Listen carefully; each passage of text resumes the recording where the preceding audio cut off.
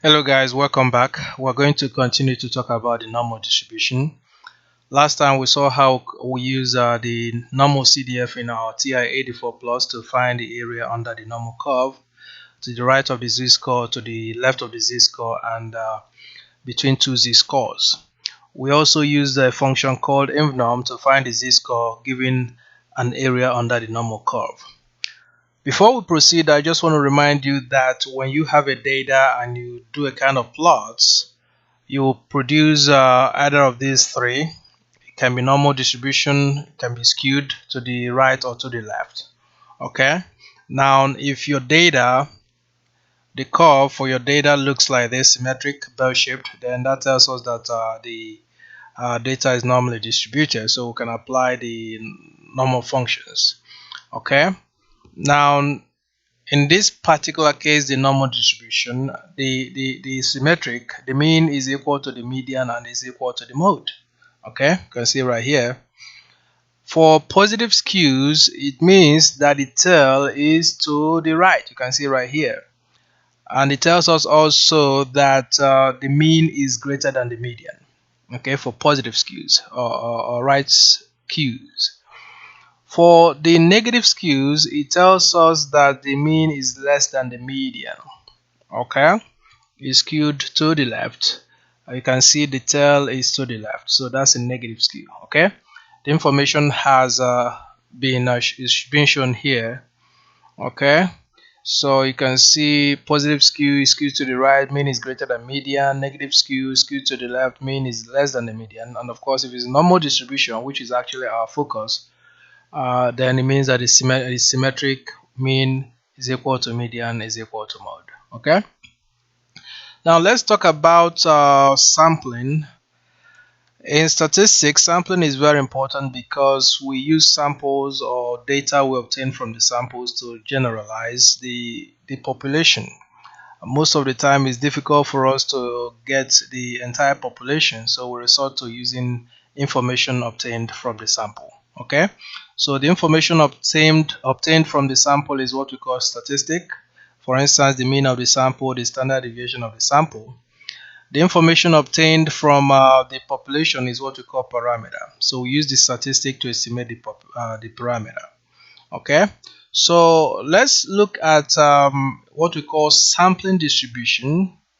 Okay, we're going to learn how to find the mean and the standard deviation of the sampling distribution. Let's say we have four numbers, 1, 2, 3, 4, and we want to pick three numbers one at a time from these four numbers. Okay, you will notice that if we pick with replacement, for instance, if we were to pick the very first three numbers, we pick without replacement. So we pick the first one, pick this, put it back, pick the second one, put it back, and put the third one. It is possible that the first numbers we pick are all the same, 1, 1, 1. Okay, so we pick one, replace and pick another one, replace and pick another one. We can also have 1, 1, 2. We can also have 1, 1, 3, 1, 1, 4, 1, 2, 1, up till 64 samples. Okay, so if we do this, we see that we have 64 possibilities, and each time we pick, we compute the mean. Okay, so in this case, the mean is 1. 1 plus 1 plus 1 is 3, divided by 3 is 1. So in this case, the second one option, we have 1 plus 1 plus 2 divided by 3, that's 1.33. So we have 64 means. So we notice here that if we find the mean of the population, 1 plus 2 plus 3 plus 4, let's do it right here. Let's clear this. Let me put parentheses. 1 plus 2 plus 3 plus 4, close parentheses, and divide by 4, I get 2.5. So you can see the population mean right here is 2.5. Remember, my population is 1, 2, 3, and 4. Now, if we compute the standard deviation of this same population, we'll get 1.25. Now, we are trying to establish the relationship between population standard deviation mean and the sampling distribution mean and standard deviation. Okay, how are they related? Now you can see that, of course, if you do find the mean of the means here, okay, if you find the mean of the means, which means you add 1 plus 1.33 plus 1.67 plus 2 plus 1.33 to the very last mean, there are 64 of them, and you divide by 64, you are going to get 2.5, okay, which is the same thing as the population mean. Also, if you find the population or the standard deviation of the means, you are going to see that is the same thing as this population standard deviation divided by the square root of n. Okay, so that establishes a kind of relationship between the sampling distribution and the population. Okay, so whenever we have a population mean, we know the population mean is going to be the same thing as the mean of the sampling distribution. Okay, now if we know the population standard deviation, when we divide it by the square root of n, that gives us the standard deviation of the sampling distribution. Okay, so let's have an example right here. A population has a mean of 7, standard deviation of 5.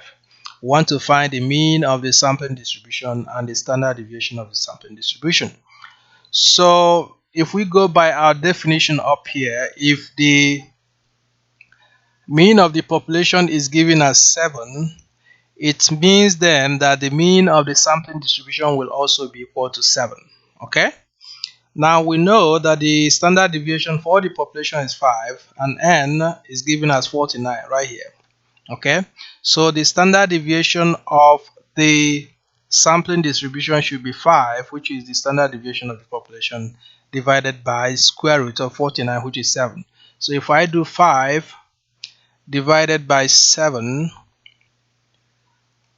that gives me 0.714.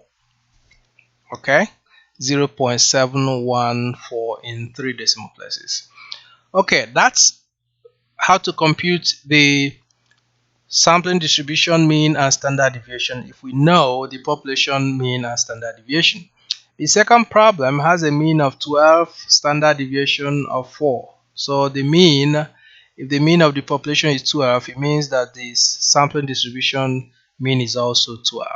Okay, and then the standard deviation of the sampling distribution will be population standard deviation, which is 4, right here, 4 divided by square root of 36, which is a 6. So 4 divided by 6 is equal to 0.0667 in 3 decimal places. Okay, so that is how we compute these values. When we come next time, we are going to be talking about the central limit theorem and see how we can use the z-score when we satisfy the central limit theorem. Okay, till then, have a nice day.